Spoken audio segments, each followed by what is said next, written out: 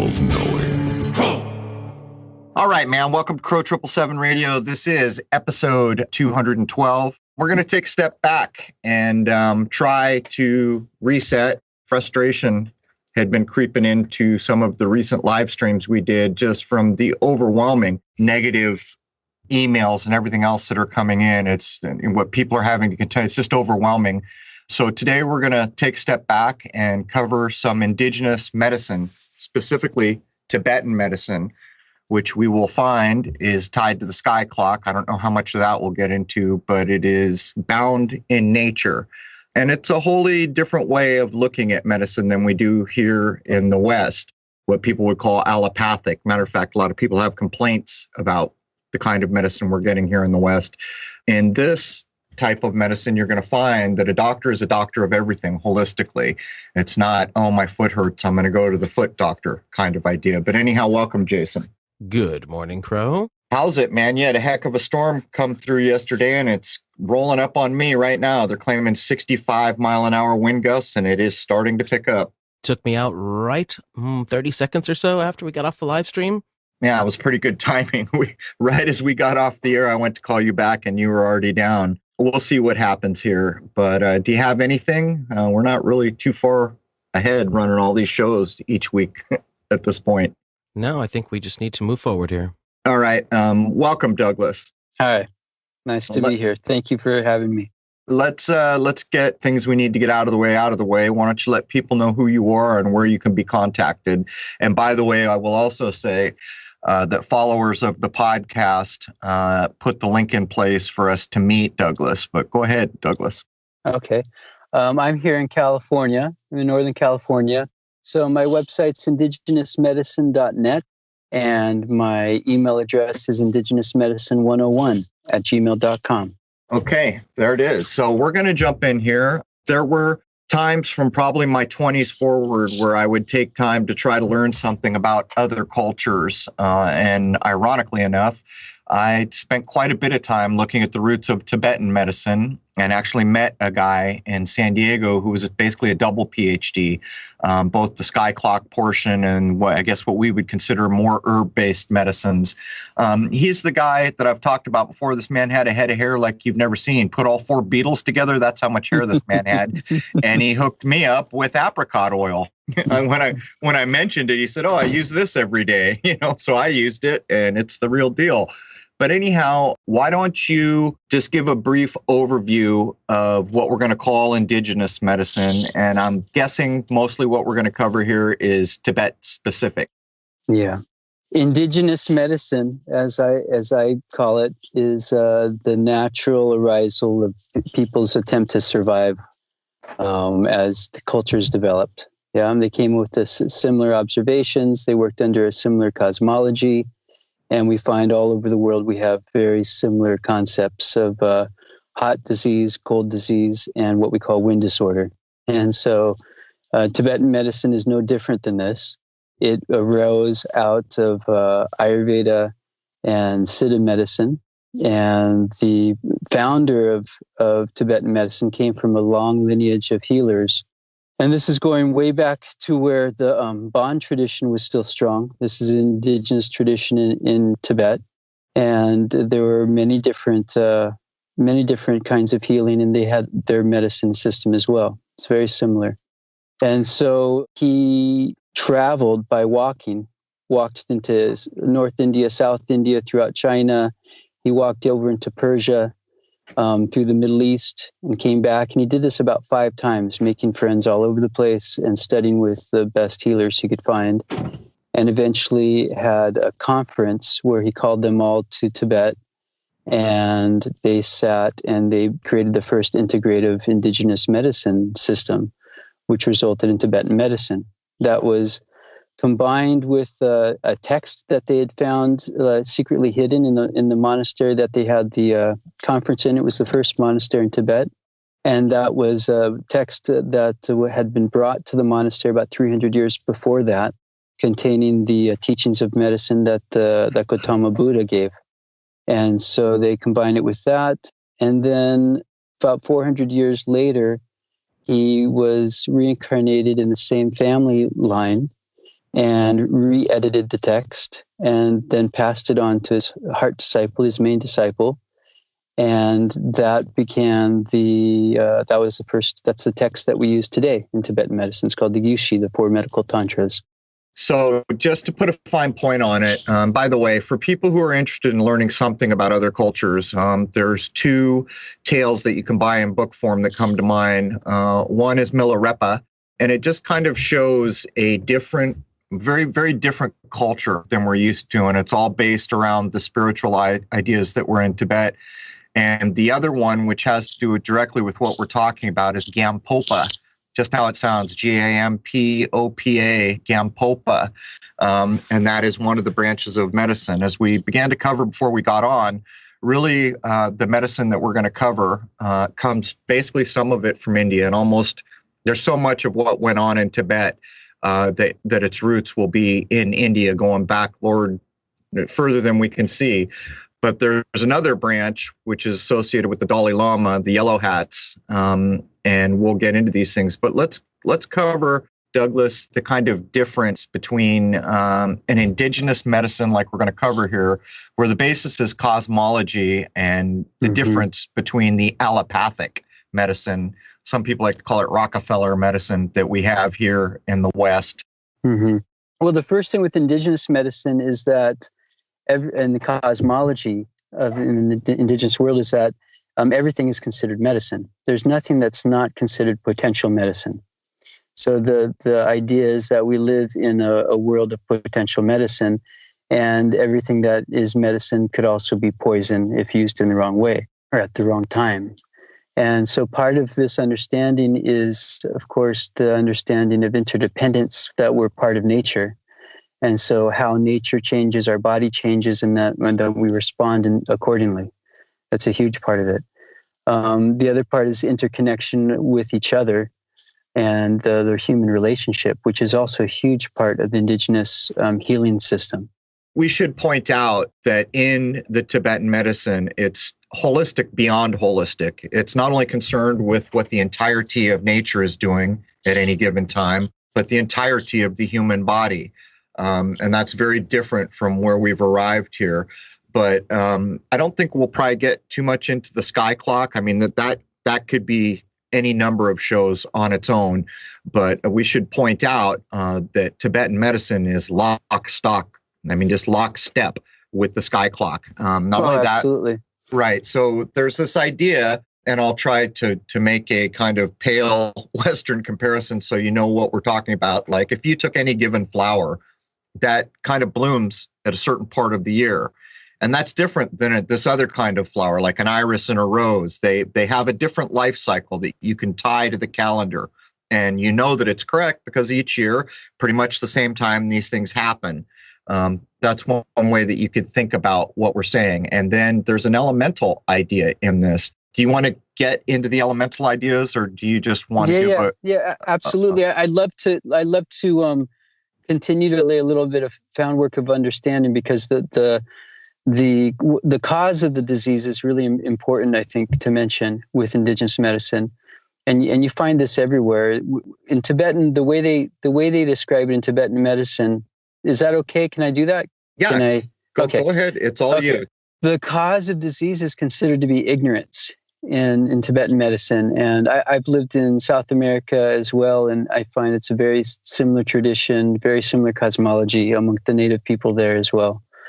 And this is ignorance of, or forgetfulness, that we're all connected, that there's such a thing as interdependence, connected with each other as humans, connected with the planet, with the stars, with everything.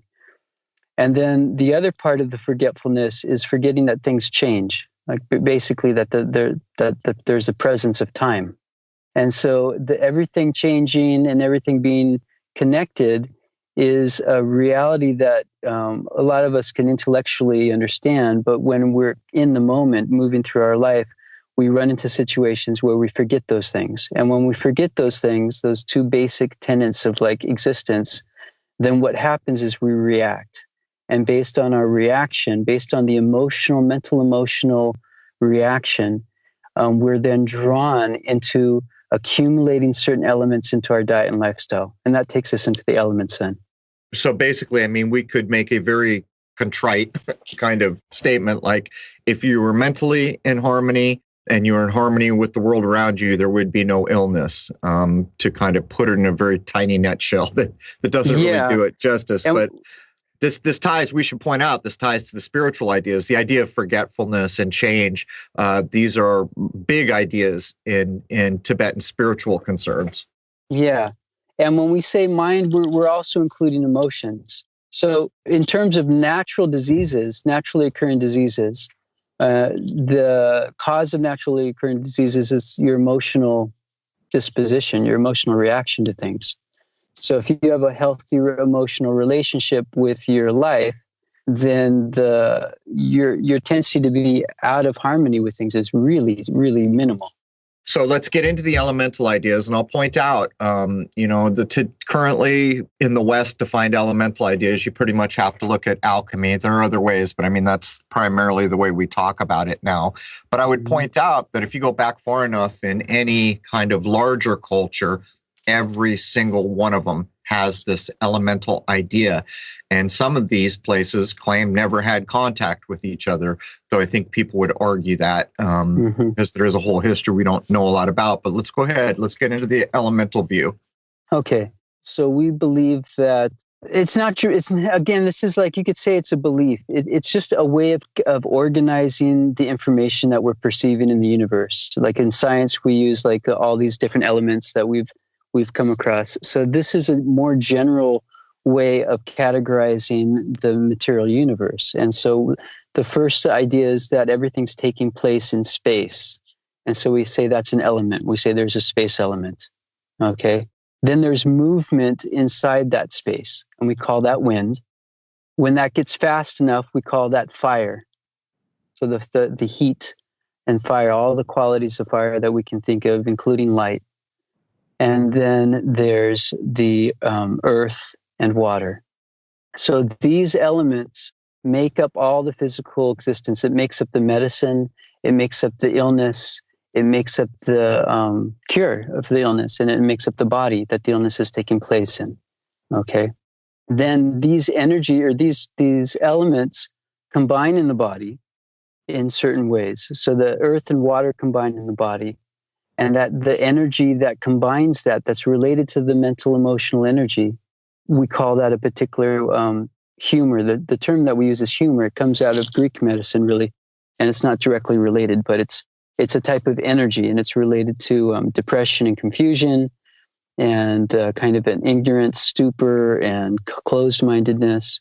And then there's the energy of what we call tripa. So the first humor, we could say, is phlegm, is the term that's used, English translation. The Tibetan word is betkin. It means earth and water. It means like mud. And then there's what we call tripa. So tripa is kind of like, in Ayurveda, we say pitta. In Tibetan medicine, or so rigpa, we say tripa. And this means literally bile. It's the bile energy, not just the physical substance, but the energy of bile as well, which is the presence of the fire in the body. And then there's the wind. And so when we're consuming qualities of the different elements, of these elements, we're building those elements up in our system. So for instance, the quality of heaviness is going to build up earth.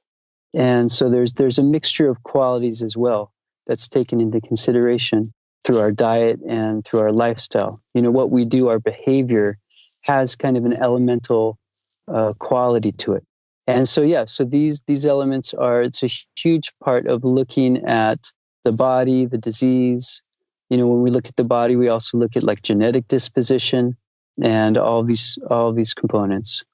So I'll point out that we just did Ovid in 2 parts. And at the very beginning of Ovid's Metamorphosis, the creation of the world is described in a version of these elemental ideas. And so people should understand these are philosophical elements. And even though you could associate it with something real in the world, more than anything, it's a schematic way to logically think about things. But let's move into the nuts and bolts here.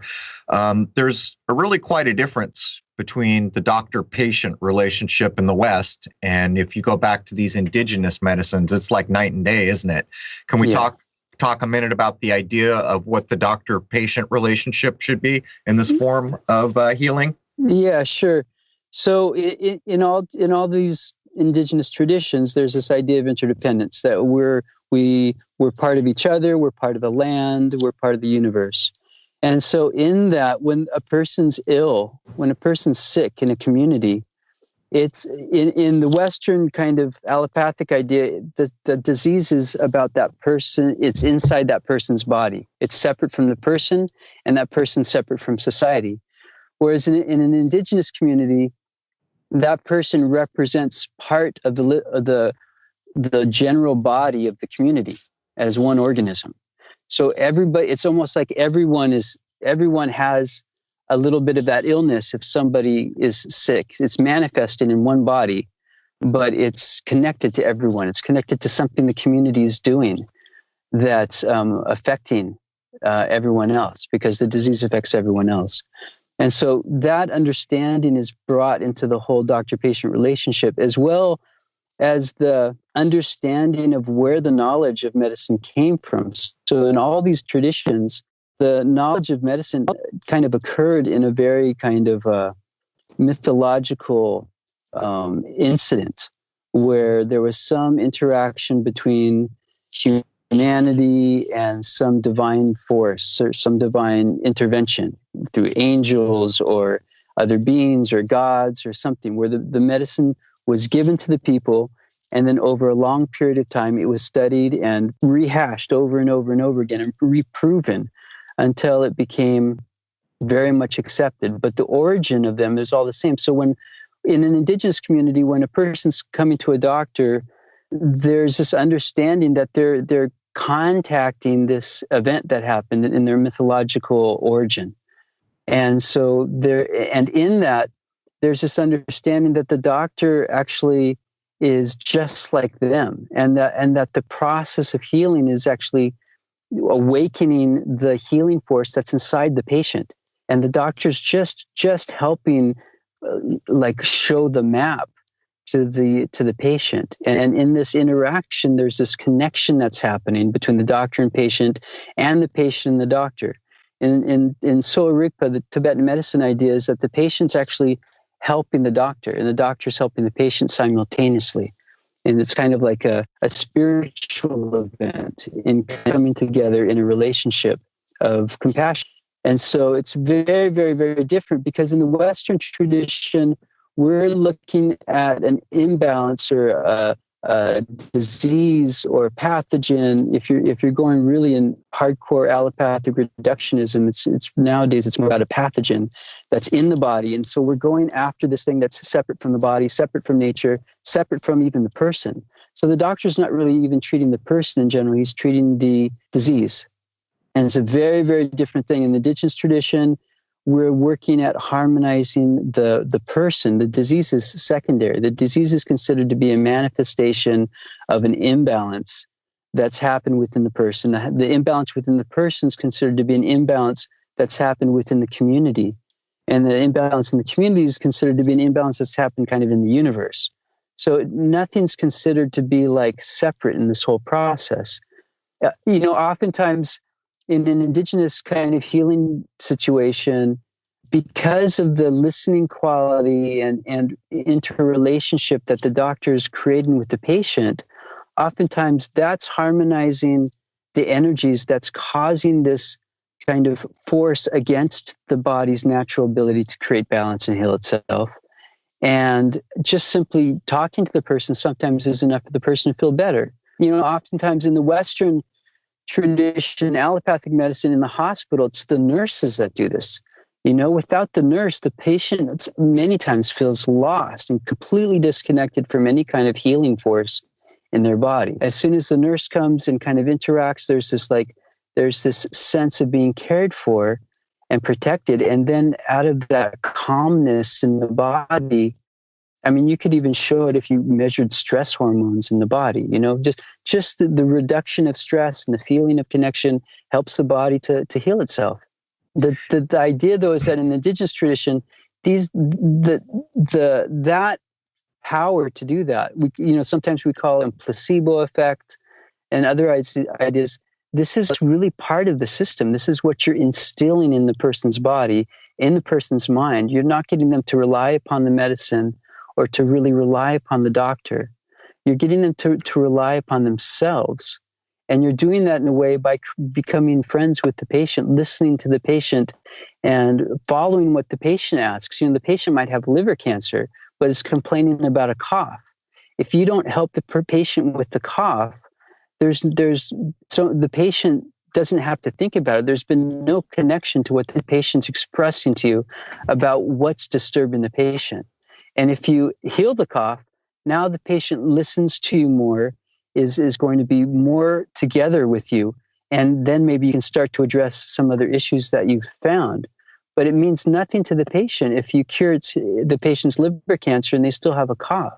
So I think a lot of people in the West might consider that some of the things we're covering are hocus pocus. And I saw an interesting study when I was looking particularly at Tibetan medicines and the idea of meditation. And I could mention it's almost superhuman. Some of the things that can be demonstrated came out of some of these communities. But in the kind of example that I'm going to cite here, they took a bunch of people, and the idea was to take Western medicine in and treat Tibetan people in a Western way for things they would have had to deal with otherwise. And the example I'm going to use is because it stands out in my mind, but it was the same across almost everything. A guy was, I think, working with animals, and he smashed his finger.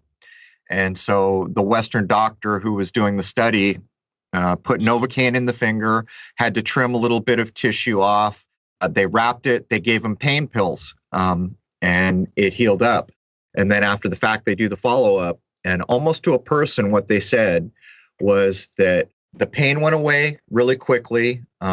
Everything happened more easily on the outset, but on the backside, to a person, they said that they didn't feel like the healing was as complete with the Western medicine. And there's another thing to this for people who think this is all just hocus pocus.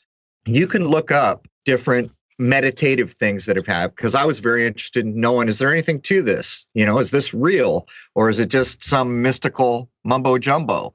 One of the things I can point to is there's a group of people who were taught how to survive with basically no clothes in some of the coldest winters ever. And what they did, I've forgotten the word for it, I used to know, is they learned to put their inner body heat up to a point through meditation where they could literally walk in these white, thin cotton robes through some of the worst winters you can imagine. There's other examples of people memorizing religious or medical texts, but the side, like think of the movie with what's his name there, where he memorizes the whole Bible, and you're thinking, man, that's amazing.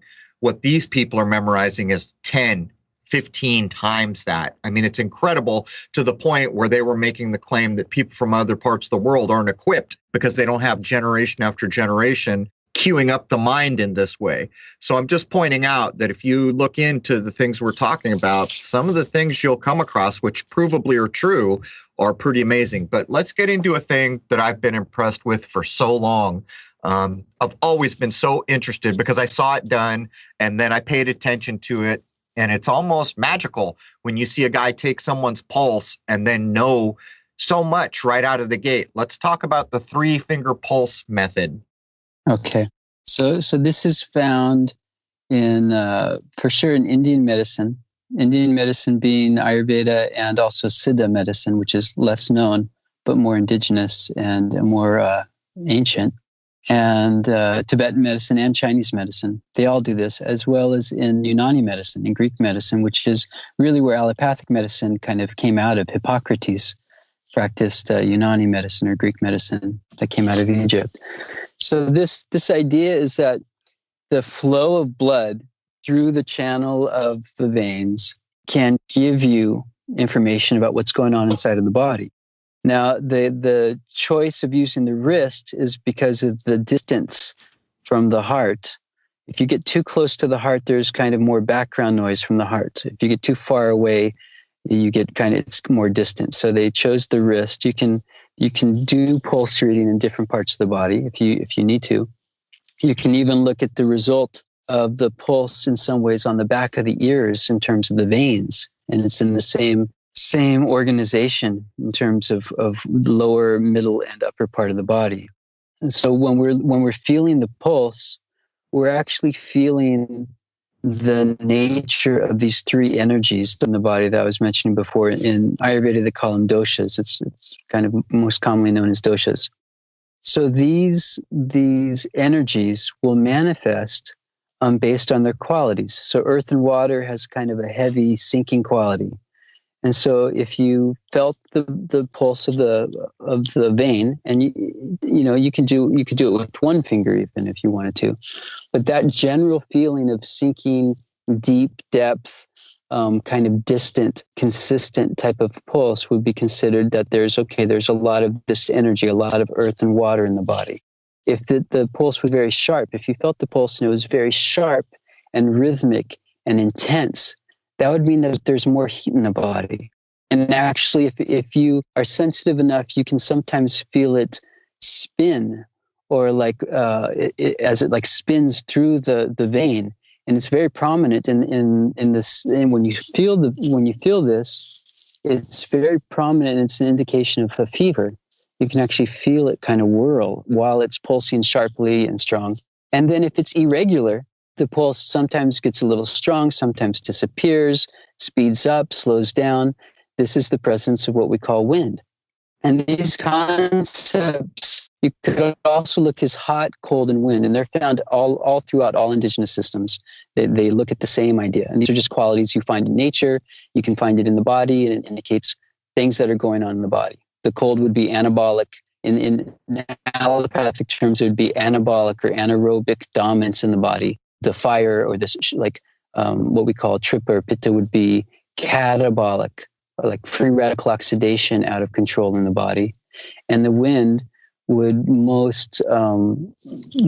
most they deal with in allopathic medicine is basically what they call central nervous system disorders, like sympathetic nervous system imbalance. But it also would cover all kinds of irregularities with hormones and blood sugar and blood pressure and all that. So on each finger, when you're feeling the pulse, on each finger, you're feeling two sides of the finger. There's the side of the finger towards you and the side of the finger towards the patient. And the side of the finger towards you is for what we call solid organs. This is the vital organs that are creating the transformative power of the body to make the body, basically. And then when you're looking towards the patient, the side of the fingers towards the patient are looking at the hollow organs. And these are the organs mostly of elimination. It's the feeling, the tube going from your mouth to your anus, all these organs. So yeah, pulse diagnosis is there's a 5-year retreat that you can go in, like a meditation retreat, and solely for pulse diagnosis. If someone in the medicine really wants to go deeper into it, it's involved in the general study of Tibetan medicine, Chinese medicine, Ayurveda, Siddha medicine. But in the Tibetan tradition, there's even a 5-year retreat, which includes certain things for even divination through the pulse. When you're reading the main text, it's talking about ways of seeing what's going to happen to the person. And so this is all the idea. The analogy given in the text is that it's like a person that's gone through the marketplace and seen everything that's being sold. It knows the quality of everything being sold. It knows the price of everything being sold, the freshness, how it's packaged, what it looks like, who's selling it. And so this person then is the pulse. They call it the messenger pulse. So you're feeling this messenger pulse as it's gone through the whole body and picked up all these influences, and then it's transmitting it in terms of the feeling. Personally, right now I take no pharmaceuticals, and there was a time when I was told I had to take high blood pressure medicine and all these things. And the reason I'm fascinated by these other kind of older types of medicine is because I had not If I had not bumped into them, I probably still would be taking pharmaceuticals. I take none now. And by the way, I don't have high blood pressure. The finger pulse thing, the first time I saw it done, I thought, really, is that possible? I mean, almost within just a minute, there was this idea that we know the basis of a problem that we're after here. But as I watched and later sought it out to learn more, have it done to myself, all these no-nonsense things, stick out your tongue. And you hear, oh, well, we can see this, that, and the other thing because of your tongue. Then this other thing that I'm fascinated with, the iridology, the eyes, looking into the eye as a map for illness. And so for me, looking at these methods and speaking to basically expert practitioners is what led me to be completely pharmaceutical free. At this point, I don't take anything. Not even a Tylenol or aspirin, although finding aspirin that's really aspirin these days has become tough. But where would you like to go from here, Douglas? This will likely be a 0.5 episode, so we don't have to worry about time. Yeah. So I'd like to comment on what you just said about having access to the medicine systems. You know, all these indigenous traditional systems are great. And there's been a thrust in the indigenous medicine community to try to gain reputation that's good from allopathic medicine. Allopathic medicine is the most popular, it's the most used, and they want to kind of like speed up or catch up to allopathic medicine in a lot of ways. They want to say, okay, I can put on a white jacket and I can wear a stethoscope, and, you know, like, how else can I look like a Western doctor? How can I meet their standards? And in doing that, what's happened is that it's become way more separate, just like allopathic medicine is separate from Tibetan medicine. Tibetan medicine is kind of separate from Chinese medicine, and Ayurveda is separate from Tibetan medicine, and everyone's kind of in their own little separate bubble. Whereas traditionally what happened is you're practicing a type of medicine that's coming out of your culture, and you're looking at the same body and using the same principles and basically practicing the same system. There are way more similarities than differences. So traditional medicine is losing its connection with the whole aspect of its power that is not really definable or understandable by Western science. And that's what you might call the magical or the unseen, the emotional connection. A lot of these things that Western science and allopathic medicine are seeing indications of the reality of, but really don't understand. Indigenous medicine understands this, but in their effort to receive like a better reputation, even in ideas of integrated medicine, where they're incorporating aspects of Chinese medicine or some tradition into allopathic medical scene, they're leaving out the most fundamental, important aspect of traditional indigenous medicine, which is this concept of wind, which is the connection between the consciousness, the emotions, the relationship, and how these affect the outcome and the course of the treatment. And so that's one thing I'm really concerned about. The other thing is the accessibility, because people don't really feel in general that it's very reputable. Most people feel that allopathic medicine is like an evolution out of indigenous medicine. There is indigenous medicine, and then it just got better and better and better and better and became allopathic medicine. And nothing could be farther from the truth. Allopathic medicine dropped even chemistry for a long period of time that Paracelsus had to actually reintroduce back into medicine. It dropped most of the knowledge that it had in its indigenous field and tried to recreate everything, and then went down a reductionist lane where they're still trying to like identify what the pathogen is. The whole systemic approach and interconnection approach was almost completely lost. And it's only still kind of there because there's phenomenon that they can't explain that requires that. So one of the things I personally am trying to do is to make indigenous medicine more accessible. And that's through my nonprofit 501c3, Falun Ritam Institute. It's PHALAM like Mary, RIT like Tom, AM like Mary.org is the website, phalamritam.org.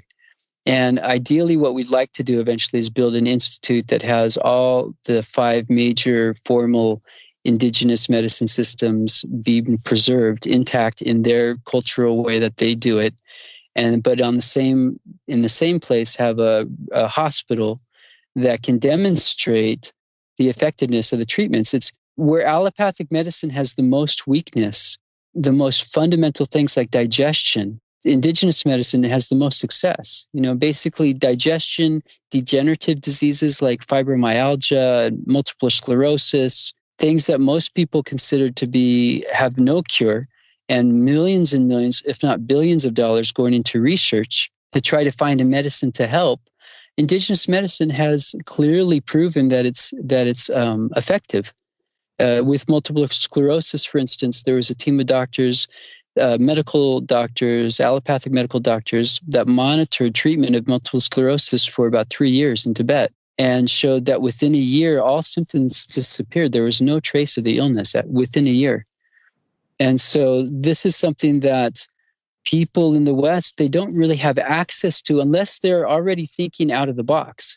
And as we know, very few people are thinking out of the box, although there's a need for it. And people are definitely realizing that they don't really feel so safe in a hospital. And statistics are actually showing that as well. You're not so safe if you actually end up in a hospital. So that's what I'd like to do. I'd like to make it more accessible. And education is part of that. But really what we're trying to do is create an avenue where there's integration of all the different indigenous healing arts and being put through an academic study that in the way that they want to see, that can be shown clearly without a doubt it had an impact and even outperformed pharmaceuticals. There's been about 5 or 6 pharmaceutical drugs in the last 40 years of all the research and all the experiments and trillions of dollars that's been put into the pharmaceutical industry. There's only about 5 or 6 that are still that have shown to really work and that haven't had to be changed and modified, and that they're still trying to figure out a good medicine for. Well, what's crazy about all this is I'm guessing that if people lived in a place where only indigenous medical ideas were, this kind of world shutdown where everyone's been convinced that your neighbor can somehow kill you, these things wouldn't fly. But see, there's one big difference in allopathy is, first of all, it's been monetized. That started here in America mostly. So now there's a whole, this is worth money concern going on. But more so than that, think of somebody who gets a serious disease. The idea is that you're in battle. Right now, there's an invader and you're in battle. That is a completely different mindset. And I'll use as the example. I had a thinning part on my hair. I wasn't necessarily going bald, but I was getting a thinning part. The guy that I mentioned with all the hair said, I've been using this every day of my life. And that dude had more hair than I'd ever seen on anyone. I used it and it works. And you know what it is? It's apricot oil. And so you know damn well that doesn't fit into the kind of pharmaceutical ideas. And by the way, most of those drugs that come out of the pharmacy, a lot of them are based in plants. But then they completely depart from elemental ideas. Instead of doing the old elemental idea that you break it apart, you purify it, you recombine it, they only do the first step there. They break it apart. So the idea that somehow you could just go get apricot oil and offer it to someone for thinning hair is never going to be allowed. And this was shown again in the Gerson method, where they used the juices of basically vegetables and a couple fruits to have unbelievable successes at fighting things like cancer. And within 3 months of its announcement, it was outlawed to the point where before Charlotte Gerson died about a year ago at age 90, her clinics all have to be just over the border in San Diego, California. They have to run the clinics out of Tijuana. There are other parts of the world that are still running them, but it goes to show that it's this very closed, controlled mindset. And by the way, if you get sick, you've just entered into battle. And that is a wholly different mindset than what you were describing as a member of everything. You are part and connected to all of nature, to all of your community. There's not this idea that somehow because you have cancer, you got to load your M16 and go fight it, go to battle with it. It's night and day, actually. And the truth of it is that in the same way science has become a bit religious in its tenets. In other words, if you're a scientist and you challenge this thing that's accepted in the community, you're going to be an outsider quick. Allopathic medicine is that all day long, isn't it? Yeah, I mean, there's one thing to remember is that part of the reason allopathic medicine has grown is because it is basing things on observable phenomenon, a lot of it. And the difference is with indigenous traditions, it's not that they're negating that diseases are being cured by allopathic medicine. There are some diseases being cured by allopathic medicine. But what the indigenous medicine's message is basically that the most appropriate therapy. It's not that they knew about antibiotics in ancient India and Ayurveda. They were using molds, to try to create to use as antibiotics and stuff. And they just found out and came to the conclusion it wasn't super effective. And so there may be, we have medicines, for instance, that attack pathogens, super intense infections. We have a medicine called Garuda 5 that's purified black aconite, which if you eat it in the wild, it goes to your central nervous system, stops your heart, and you die in about 3 minutes. So they learned how to purify this to make it safe. They mix it with a few other ingredients, and it goes in, it alarms the body, makes the central nervous system feel like it's being attacked, and the body does incredible things in order to heal itself. And in that, it identifies the pathogen and destroys the pathogen. And it's incredible. But that's not the first line of action all the time. A lot of times there's all these processes and procedures and remedies that aren't just about allopathic. There's also a homeopathic ideas in traditional indigenous medicine. And it's basically because it's an integration of the sources of a lot of these ideas from ancient medicine. But, all the different techniques are considered to be a potential choice. And so what's possible is with real indigenous medicine, not like taking like milk thistle and extracting silymarin and then saying, oh, this is like the active component of milk thistle. So take a lot of silymarin because it'll protect your liver. That's how a lot of people, even in the natural health field, are approaching indigenous medicine. And it's how it's integrated into allopathic medicine through lots of funding to try to research and support indigenous healing systems. But it's totally ass backwards. They're totally dropping the whole cosmology, which is the fundamental thing that needs to be there in order to understand nature. So we it's not like we totally consider allopathic medicine to be, in 100% mistake.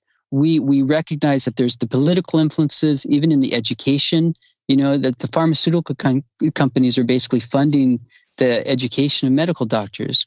And that's leading to treatments and remedies that are really not the best and the most effective. And oftentimes the side effects are way more damaging. So we're not taking any of that in consideration in modern medicine.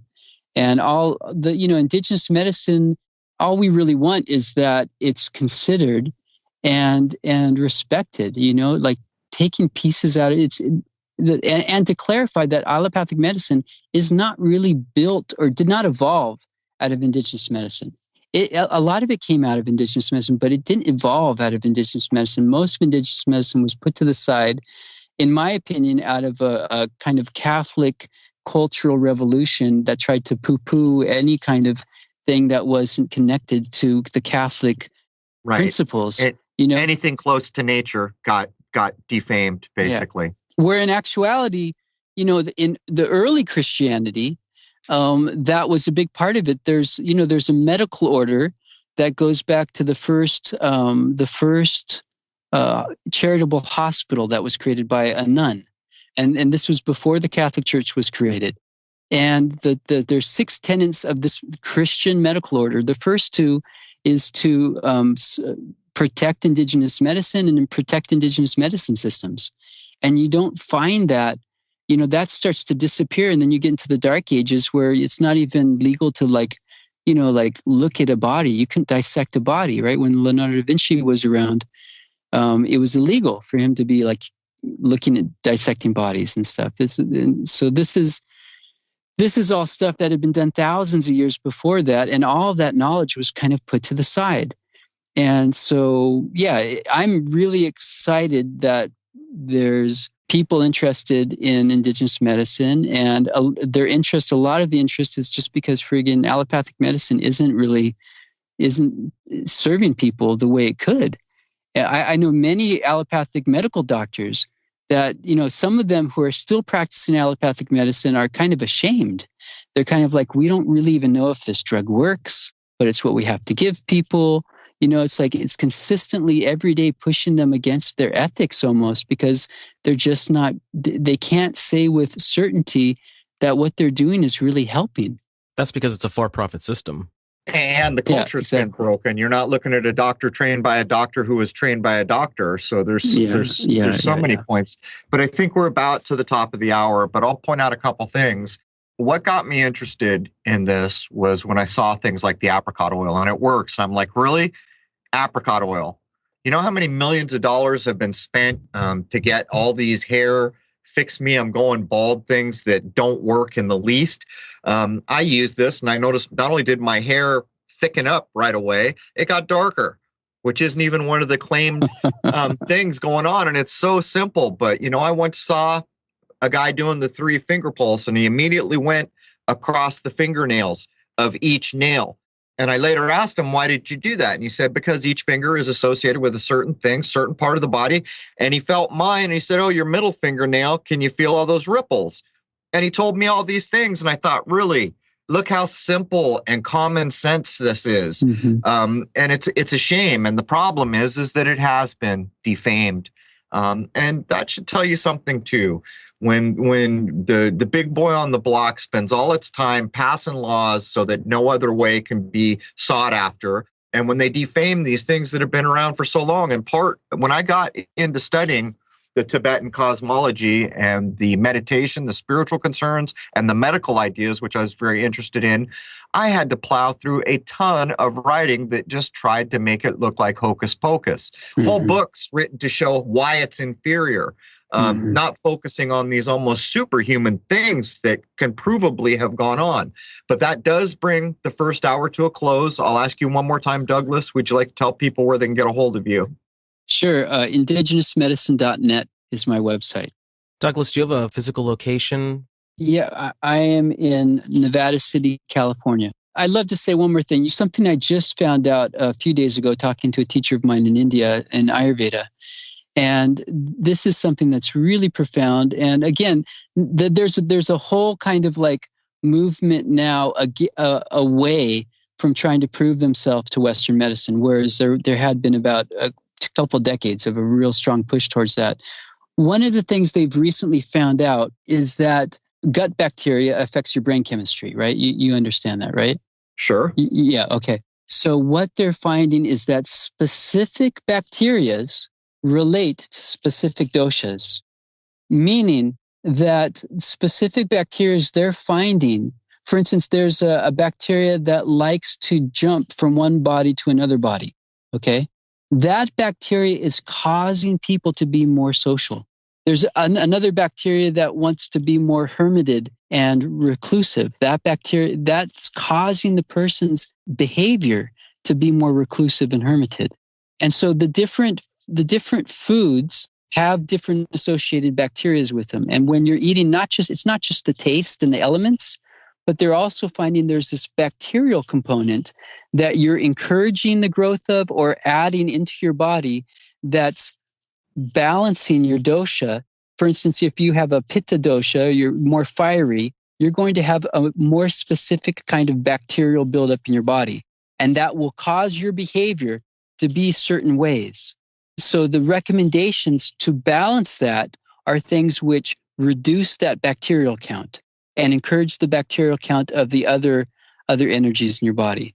Okay, so we're going to wrap it there. That'll be the end of hour one. We're going to have to push this conversation into hour two. People can join us over at crow777radio.com, CRROW777radio.com. That's the only real Crow site. There's some jackass out there ripping people off and doing all kinds of stealing my stuff and fooling people. But to get back to the point, when we open up, we'll do things like, have you ever considered if everyone has different blood types and they're born at different times of the year, does one treatment really fit all? You'll find that these indigenous systems don't think so. They look at the individual. They look at the ideas being expressed. But anyhow, join us for hour two over at crow777radio.com. Cheers.